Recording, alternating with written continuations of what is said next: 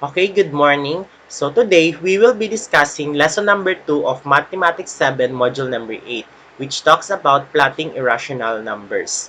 So on the number line. So to begin with, let me show you what is a number line. So a number line, it is a straight line with two arrows on the left and right portion of the end of the line, wherein the positive numbers is on the right side, the negative numbers on the left side, and usually 0 is at the middle. So if this is our 0, this is our positive 1, positive 2, positive 3, and so on. And it consists of infinitely many numbers. This is our negative 1, negative 2, negative 3. And between 1 and 2, there are still numbers. So we have 1.1, 1.2, 1.3, 1.4 as we reach 2. And another 2.1, 2.2, 2.3, and so on. So this is a number line. So let's proceed now to our lesson, which is about plotting irrational numbers on the number line. But to begin with, remember this. In plotting irrational numbers on a number line, we estimate first the square root of the given irrational number and to which two consecutive integers it lies in between. Sa madaling sabi po, hahanapin na po natin yung perfect square before ng given at after ng given. So, let's have an example. So, we are going to locate and plot square root of 3 on the number line. So, hanapin daw po natin yung perfect square muna before square root of 3. So, what are the perfect squares? We have 1, we have 4, we have 9, we have 16, we have 25, we have 36, we have 49, we have 64, we have 81, 81, we have 100, and so on and so forth. So, between square root of 3, between square root of 3, I bet, where could we find 3 in these numbers, in these perfect square numbers? It is between 1 and 4. So, our focus here is between 1 and 4. We have square root of 1, square root of 4. Square root of 1 is 1 and square root of 4 is 2. So, our number will lie between 1 to 2.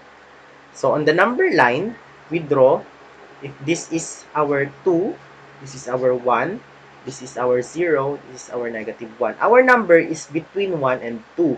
To identify which part of this number line square root of 3 lies, we could identify which is closer to 3. Is it 1 or 4?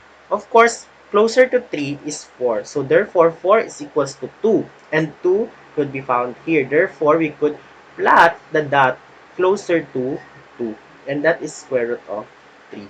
And that is how easy plotting and locating square root numbers on a number line. So let's have again another example for square root number. First, square root number. So we have square root of 21 as our given. So 21 is between 16 and 25. And square root of 16 is 4. Square root of 25 is 5. So our numbers will focus on 4 to 5. On the number line, you draw 3, 4, and 5. So which one is closer to 21? Is it 16 or 25? So the process is like this. 25. If you cannot identify, you may do this. 25 minus 21 is 4, and 21 minus 16 is 5. The smaller the value, the closer it is. So therefore, for we have 25 as our closer number. So 25, square root of 25 is equal to 5, and it should be closer to 5. So we put the dot here and indicate square root of 21. Okay, next.